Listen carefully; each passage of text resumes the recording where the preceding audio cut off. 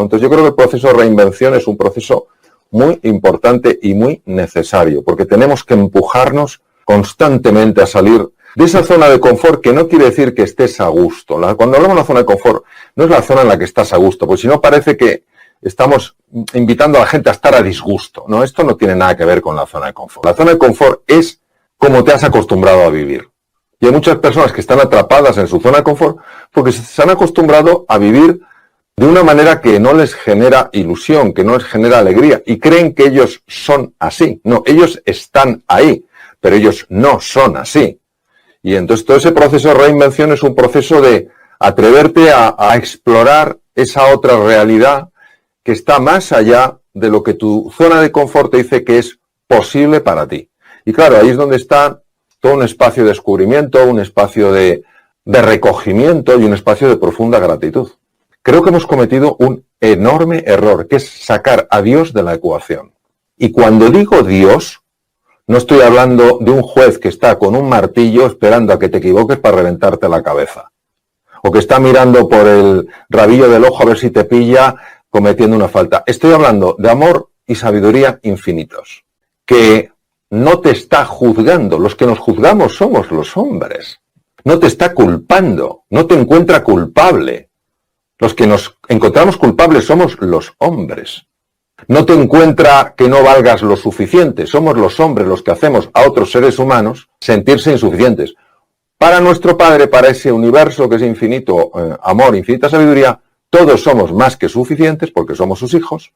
Somos inocentes en el sentido de que no nos ve como culpables, sencillamente sabe que estamos dormidos y en nuestros sueños pues hacemos muchas tonterías. Entonces no hay nada que esté separado del resto, sino que todo está unido. Es nuestra forma de percibir la realidad la que separa.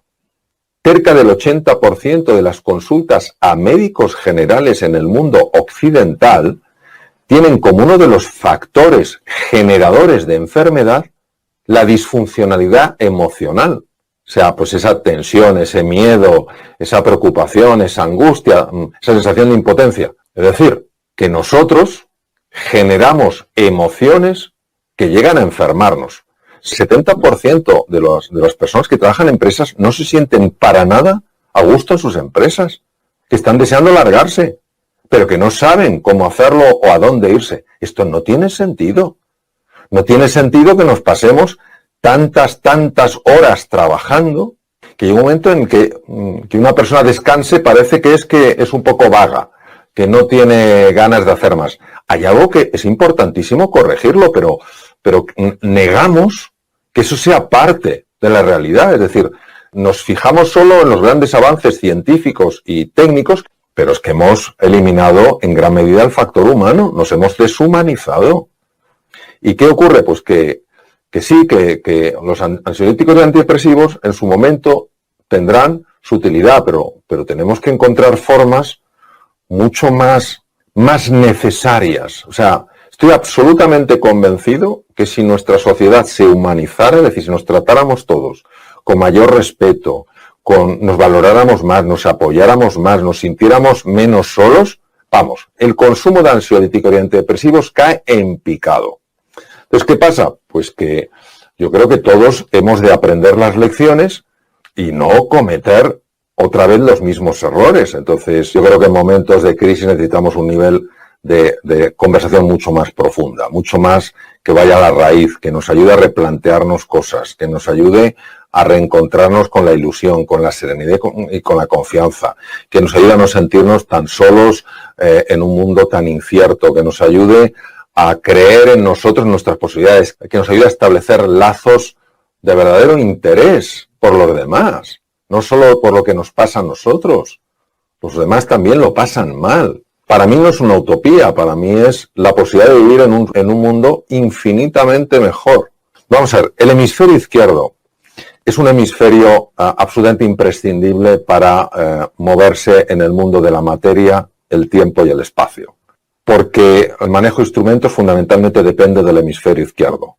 También del hemisferio izquierdo depende, por supuesto, el lenguaje. Yo no podría estar hablando si tuviera una lesión, sobre todo en ciertas áreas del hemisferio izquierdo, el área de Broca o el área de Wernicke, etc. Entonces, en tercer lugar, el hemisferio izquierdo nos permite a todos compartimentar la realidad, es decir, yo veo el ordenador y me veo a mí, no me veo formando parte del ordenador, a pesar de que esté viendo la imagen en la pantalla del ordenador. Entonces el hemisferio izquierdo es magnífico, ese es su lado luminoso, pero tiene un lado oscuro. El lado oscuro es que es muy prepotente, porque la cultura se ha encargado de decirle que es el hemisferio más importante del mundo mundial. Y entonces esa prepotencia va sumada a la ignorancia de que hay un mundo más allá de lo que él puede comprender. El conocimiento es el saber. La sabiduría es el saber hacer. Yo, por ejemplo, puedo saber muy bien todas las teorías que hay que ligan la capacidad de escucha con formas en las que procesa el cerebro la información o con cambios que tienen lugar a nivel de la fisiología, es decir, a nivel del funcionamiento del cuerpo. Yo puedo saber mucho, pero no sé escuchar. Entonces, claro, el conocimiento pertenece al intelecto y está muy bien. La sabiduría pertenece mucho más al corazón. ¿Qué quiere decir? Que una persona que sabe hacer es una persona que también sabe comprender. Es decir, es como un nivel mayor de profundidad. ¿Qué es comprender? Cuando tú eso que sabes lo puedes aplicar en cualquier situación, porque conoces los principios, conoces los fundamentos. Entonces, sabes integrarlo, sabes aplicarlo. Y luego hay otra que es que la sabiduría es la que permite ver más allá de lo que hay en la superficie. Las personas que se desarrollan esa mirada profunda, que son capaces de ver más allá de la apariencia, más allá de la superficie, son los que pueden ver el fondo que está detrás de las formas. Y para mí eso es una persona con sabiduría. Y si haces caso a aquellos que te dicen que nunca llegarás a hacer o alcanzar nada significativo, dejarás de esforzarte y evitarás que aflore la mejor versión de ti.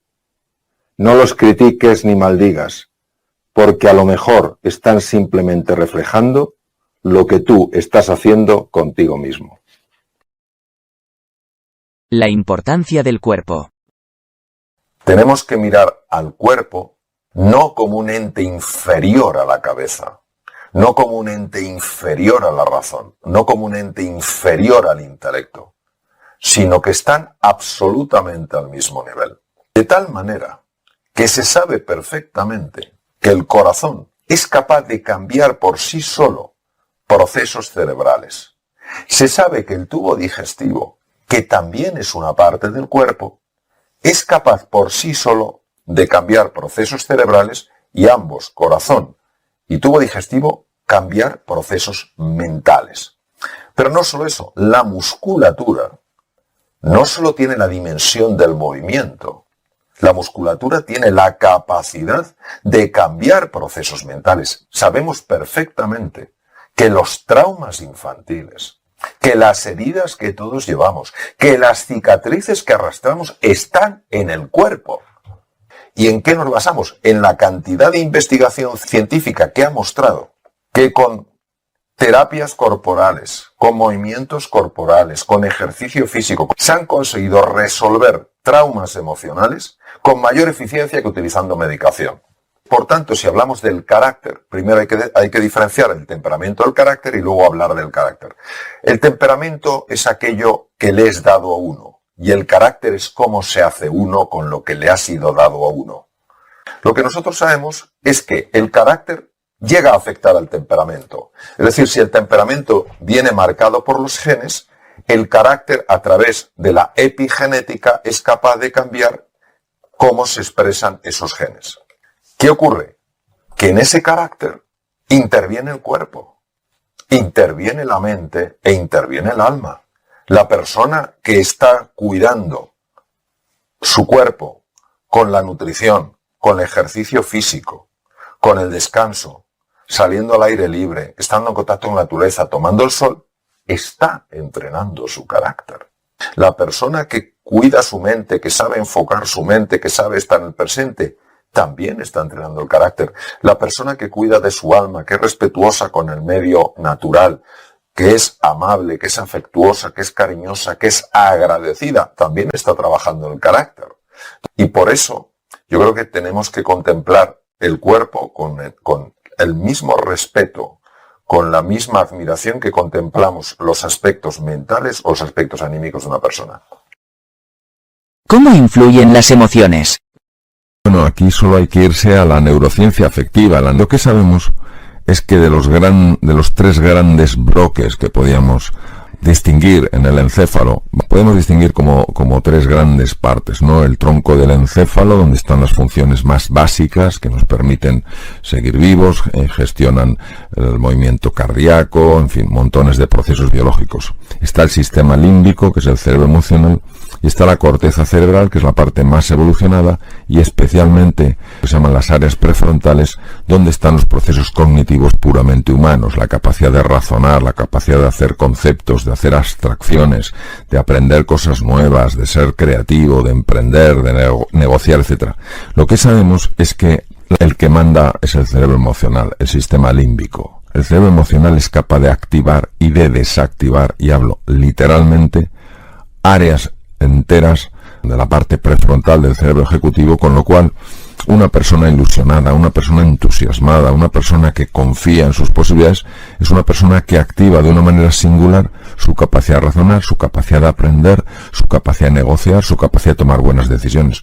Una persona con la misma capacidad mental, pero que vive angustiada, que vive en el sentimiento de culpa, el sentimiento de vergüenza, que vive sentimiento de impotencia y desesperanza, su propio sistema límbico apagará regiones enteras del cerebro ejecutivo, con lo cual esa persona no podrá aprender, no podrá memorizar, no podrá tomar buenas decisiones. Es decir, hemos sobrevalorado la importancia del intelecto y hemos infravalorado de una manera verdaderamente sorprendente el poder de las emociones para abrir o cerrar la inteligencia y la creatividad.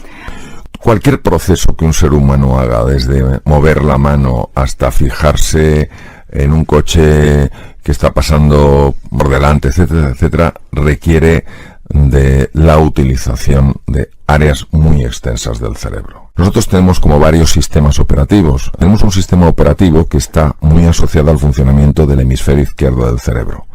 Y tenemos un sistema operativo que está muy asociado, digamos que anclado físicamente al hemisferio derecho. Entonces, el sistema operativo del hemisferio izquierdo está fundamentalmente basado en todo lo que son razonamientos lógicos, lineales, matemáticos, cartesianos, seguir las reglas, seguir las estructuras, seguir los patrones vigentes, las reglas existentes.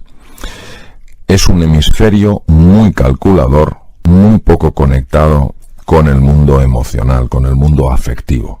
El hemisferio derecho, que es la puerta al inconsciente, el sistema operativo del hemisferio derecho, está absolutamente en contacto con el cuerpo. De ahí que las lesiones que afectan al hemisferio derecho producen unas alteraciones en la percepción del propio esquema corporal del propio cuerpo que nunca se ven en las lesiones del hemisferio izquierdo.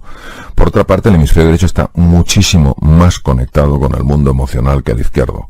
Por eso, de nuevo, las lesiones del hemisferio derecho producen a veces trastornos emocionales muy significativos. El hemisferio derecho tiene funciones claves, por ejemplo, en relación con la intuición, en relación con descubrir cuáles son los patrones operantes en entornos totalmente desconocidos. Él no funciona de manera lineal, sino de manera circular y asociativa. Es decir, lo que para el hemisferio izquierdo son árboles que no tienen ninguna relación entre sí, el hemisferio derecho dice, esto es un bosque y cada árbol está conectado. Donde el hemisferio izquierdo ve una nariz, ve una oreja y ve un ojo, el hemisferio derecho ve un rostro. El hemisferio derecho es el más importante en todo lo que tiene que ver con la empatía, en todo lo que tiene que ver con la compasión, y es donde también están escondidos nuestros traumas emocionales. Por eso es tan difícil acceder a él, porque queremos acceder desde el hemisferio izquierdo cuando es un territorio completamente desconocido. La integración de los dos hemisferios es lo natural en el ser humano. De hecho, los niños nacen con sus dos hemisferios integrados, lo que se llama sincronización hemisférica, y es a través del condicionamiento cultural, lamentablemente, como los dos hemisferios empiezan a separarse. Es anticuado pensar que la inteligencia es una capacidad fija. La inteligencia se expande o se reduce en gran medida por la situación emocional de la persona. Todos sabemos perfectamente cómo el miedo puede bloquear por completo el intelecto. Todos sabemos cómo la ilusión y el entusiasmo pueden abrir el intelecto y encontrar respuestas ante algo que previamente parecía imposible de resolver. Es que lo estamos viendo en el día a día. Es sorprendente que nos sorprenda. Pero estamos tan aferrados al viejo paradigma, a la vieja forma de ver, ¿no? Que lo importante es tu razonamiento, tu lógica, tu intelecto. Y nos olvidamos de algo que es la sabiduría del corazón y que lamentablemente sigue llamándose soft skills, los skills blandos, como si fueran realmente blandos. Y no hay nada más duro en el sentido de mayor impacto.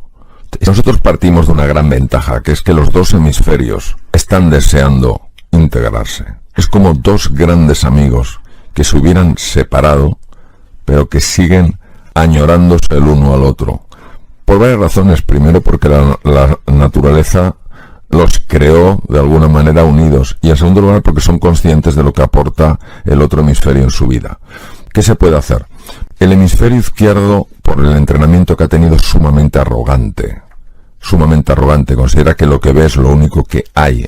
Por eso nosotros juzgamos sin conocer. Incluso prejuzgamos sin ni siquiera haber visto a la persona. Una cosa es juzgar, que ya es inadecuado a una persona cuando la conoces, pero otra cosa es prejuzgarla sin siquiera haberla conocido, por algo que te ha comentado alguien, ¿no? Entonces, el hemisferio izquierdo, no por él, sino por condicionamiento, prejuzga, juzga, no explora. Entonces, la primera cosa que necesitamos para superar esta barrera es la humildad. Es decir, reconocer que sabemos mucho menos de lo que creemos. Entonces, la persona humilde adopta una actitud curiosa e interesada. Este es el primer paso para que el hemisferio izquierdo y el hemisferio derecho se conecten. El segundo paso es empezar a trabajar todo aquello que tiene que ver con la imaginación, con la visualización, con el gusto por las artes en sus distintas dimensiones, la pintura, la escultura, la literatura, en fin, la danza, todo lo que son las artes, porque eso apela directamente al hemisferio derecho. Todo lo que es afectivo, el reconectar con nuestras emociones, el interesarnos por las emociones, por lo que está sintiendo un alumno. Es decir, el convertir el mundo afectivo en un mundo querido, no en un mundo anulado. El tercer elemento es el silencio. Mi experiencia personal con el silencio es espectacular. Es decir, cuando yo consigo silenciar mi mente, no quiere decir que apague los pensamientos, quiere decir que conecto con algo que es más real, en el sentido de más tangible, como puede ser las sensaciones de mi cuerpo. El hemisferio izquierdo deja de intentar controlar tanto lo que sucede, yo me abro a lo que puede pasar, y en ese momento, lo sabemos, porque más ha visto con electroencefalografía, el hemisferio derecho en el silencio encuentra su cauce natural para poder revelar lo que conoce.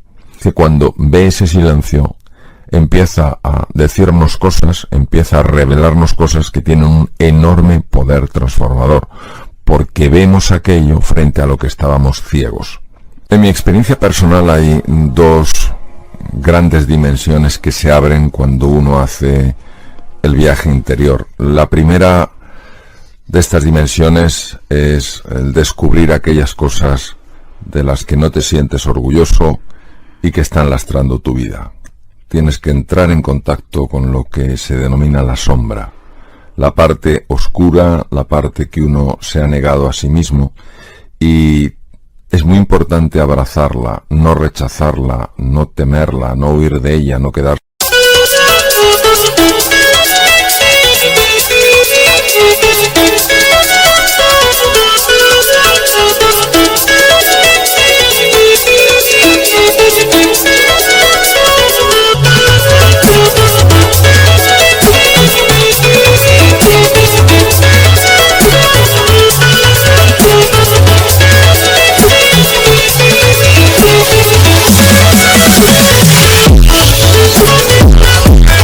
We'll be right back.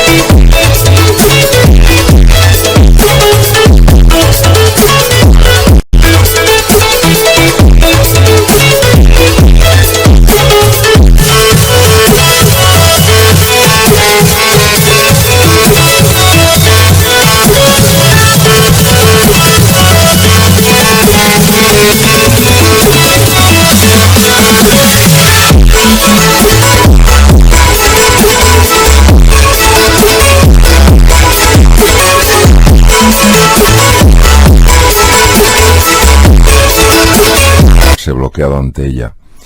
Porque es curioso, esta sombra no es el resultado de la maldad inherente del ser humano, sino del profundo desconocimiento de quiénes somos en realidad. Y cuando uno abraza su sombra, es decir, abraza a ese niño herido, a esa niña herida, que se ha sentido pues no suficientemente querido, que no se ha sentido suficientemente valorado, en ese momento empieza un proceso precioso que es la sanación interior, es decir, la sanación desde dentro y la transformación del corazón, porque el corazón despierta. La segunda dimensión que nos encontramos y que es verdaderamente asombrosa es una dimensión de recursos y de capacidades que jamás imaginamos que podríamos tener. Hay recursos como la creatividad, la claridad mental, la paz interior, la alegría, el entusiasmo, la gratitud, que tienen un poder transformador y que mientras no seamos conscientes de su presencia en nosotros, pues viviremos angustiados, llenos de tensión, tristes, amargados, frustrados, etc. Entonces, por eso considero que aunque el viaje interior no es un viaje fácil, es un viaje absolutamente precioso. El viaje interior es el viaje sin distancia, porque viajas de la cabeza al corazón. Entonces nuestra cabeza, nuestro intelecto suele querer controlarlo todo, dominarlo todo, llega incluso a asfixiar elementos fundamentales de la persona, mientras que el corazón es la sabiduría, es el reconocimiento de nuestra grandeza, es el conocimiento profundo de lo que es verdad, de lo que es realidad. Y ese viaje interior, pues claro, cuesta porque es abandonar nuestra zona de confort, que es nuestra cabeza, nuestro intelecto, entrar en un terreno absolutamente desconocido y dejarse llevar solo por una palabra: confianza. Es descubrir que tú solo puedes ser feliz si te importa la otra persona. Es descubrir que hay algo mucho más importante que las ideas.